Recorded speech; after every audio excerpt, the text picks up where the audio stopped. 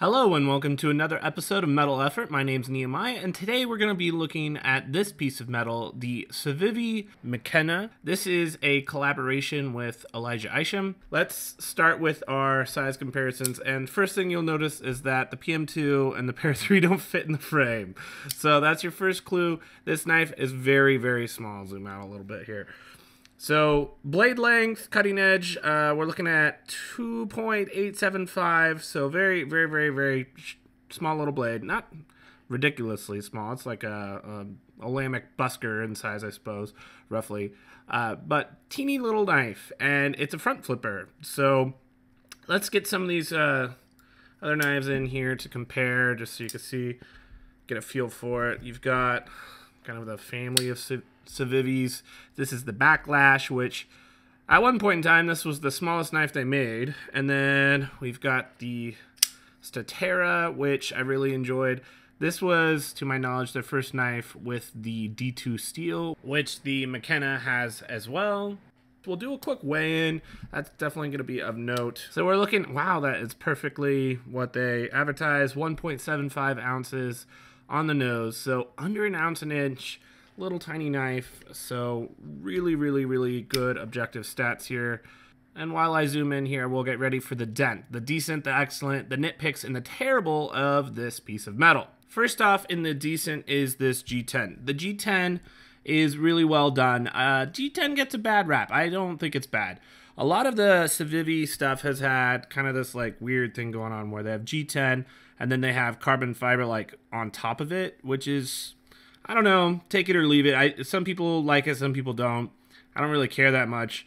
It's definitely a lot more slick when you put the CF on top of it, or at least with this particular finish on the Statera. So in some ways, I kind of prefer the G10 just from grippiness kind of perspective.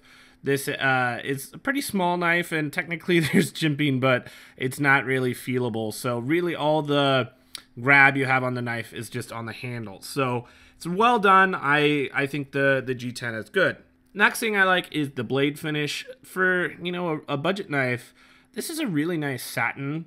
You can see it's a pretty good reflection on that. You know, it's playing with the light really nicely. And I just think they did a really good job. You know, for something that costs this much, they could have, you know, kind of hurried that along if they wanted to.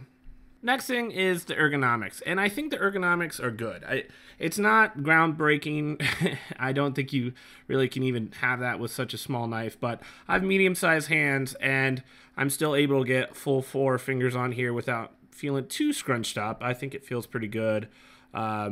If you really bear down, you might be able to feel some of this clip. The clip, you know, percentage-wise is kind of large compared to the rest of the knife. But really, you're not doing like 8-hour, you know, marathons of cutting with this kind of knife anyway. So I don't think that's gonna really be an issue for most people. I was pleasantly surprised. You can choke up a little bit if you want.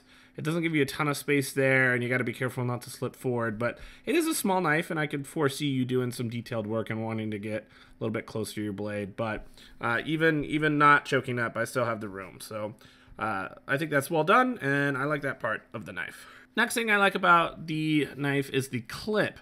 Clip is deep carry. This is very similar to the more inexpensive Civivi clips. Not exactly the same, obviously. It's not as long, but what's going on here, they both have those screws kind of protruding a little bit, but otherwise the ramp is good. It's chamfered enough rounded I should say, on all the edges, so it's not poking you anywhere.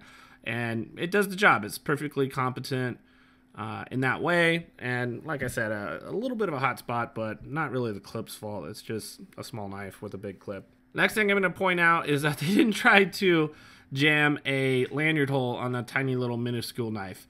You have no idea how mad I would have been if they had done that. So I'm just pointing that out. Good job refraining from doing stupid lanyard holes on knives that don't need it. Last thing in the decent is the fit and finish. Fit and finish is pretty good. The only really complaint I have, and this is like the nittiest of nitpicks, but you could see kind of the little gaps, the light on there. But you can't expect those to be cleaned up on something, you know, this inexpensive. So I'm gonna definitely give him a pass on that. Otherwise, the fit and finish is really good. It's perfectly centered, and everything that is locked down just like it should be. So not gonna complain on the fit and finish. They did an excellent job. Now let's get into the excellent. The excellent, we're going to start off with the OCD, the open, the close, and the disengage. And I have a lot of good news here. I might zoom out just a bit so we can see what's going on. So front flipper on this little guy, little bit of jimping. It's really there more for the opening of the knife than, like I said, the jimping to give you any usable griptitude on cutting.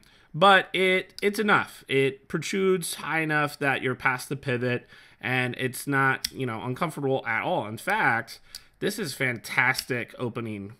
I was a few times was able to kind of reach around, do the finger, but it's a little bit pointy. You're jabbing this point into your finger right there. So after I successfully did it a few times, I developed like a little sore right there. So I don't like doing it. I wouldn't recommend doing it. Just a normal thumb side swipe thing is good. The one thing I'll mention is it's such a thin little knife that if I have my pressure going directly back, it's perfect. I mean, it opens up with authority, detent's amazing. But if you put your pressure not directly back, but at any other kind of angle, it's gonna not allow you to open it really nearly as easily. So just make sure you're going in the right direction with your finger, and your thumb rather, and you won't have a problem with the opening. Really good fidget knife on the open for sure. Next thing we'll talk about is the disengage. The disengage is really good. You've got the lock bars poking up from the side. I can see the lock bar from the side of the knife. That's a great sign. Plenty of room to come in horizontally and disengage that. Zero lock stick, which is amazing. So jimping is good. You don't need to push hard on this. If it did, I think this jimping would be a little too aggressive. But since, you know, there's a lot of give in this very thin little liner lock and there's no lock stick, it's not an issue at all. It basically disengages right away. What's better than that is as soon as you do it, like already the detent ball is on the tang of the blade. So just a couple jostles and you'll be able to close it right away. Really good closing as well. After the disengage, it's a really good, you know, full sweep, you know, turkey, I guess you could say, hat trick, whatever you want to call it. Both the open, the disengage, and the close are excellent. So this is really good. This is really special. It's hard to pull this off. I mean, you know, I have like a Trevor Berger $800 knife that is just as good, obviously better in some ways, but that's usually what I'm used to paying for in order to get action this good. So amazing. And just the main selling point of this knife, in my opinion, is that it's a front flipper with amazing action. So that's awesome. Next thing we want to talk about is just how easy this knife is to carry. This is an EDC Boss. So no flipper tab on the back. There's nothing really hanging off anywhere. So when it's in your pocket, super easy to get by. It even kind of like curves your hand, you know, when you're going into your pocket this way. Like, it's just so narrow and pushes you the right way. It's amazing. I mean, this is a dream in your pocket. Incredibly lightweight. We saw it was 1.75 ounces. Pounds, yikes, ounces. And so just the you know, size of it, the weight of it, the shape of it, everything is playing in its favor. So yeah, I mean, there's one tiny little nitpick that keeps this from being a 10 out of 10, but this is one of the best EDC in your pocket. I should say just portable, pocketable, because EDC knives need to be a little bit more utility based and be able to cover most tasks, at least in my opinion. And this has some limitations, but in terms of the carryability of it, off the charts. Off the charts. It's amazing. Next excellent thing is just how well this actually cuts. So have incredibly thin blade stock here, sheep's foot, you know, Warrenclyffe type style blade, which is easy. The stock thickness is 0.10 inches, 0.1 inches, I should say. So very thin blade stock. It's nice and thin behind the blade, behind the edge thickness, about 14 thousandths of an inch. So awesome. It cuts through paper. It was sharp out of the box. The bevels and edges are all straight and exactly like they should be. I mean, it's basically perfect, exactly what you would expect, if not exceeding your expectations in the cutting department.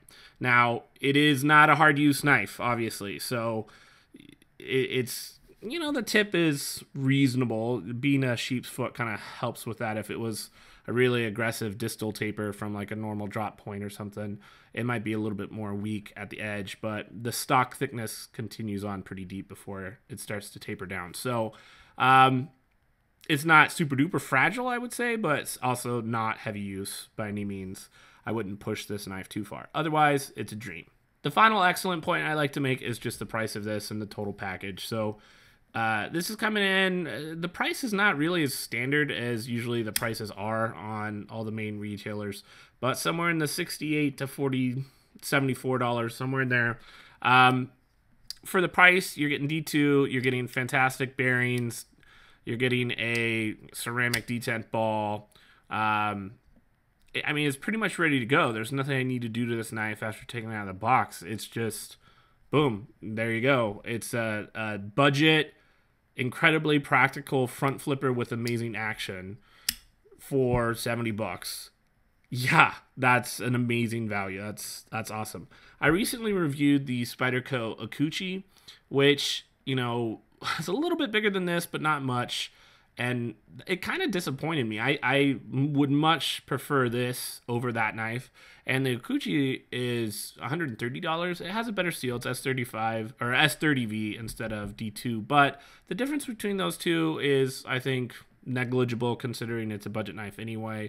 I would definitely take that sacrifice for all the other things that this is bringing to the table and the reduced price. I do have some nitpicks. First thing is the clip. Those little screws that I mentioned kind of being raised.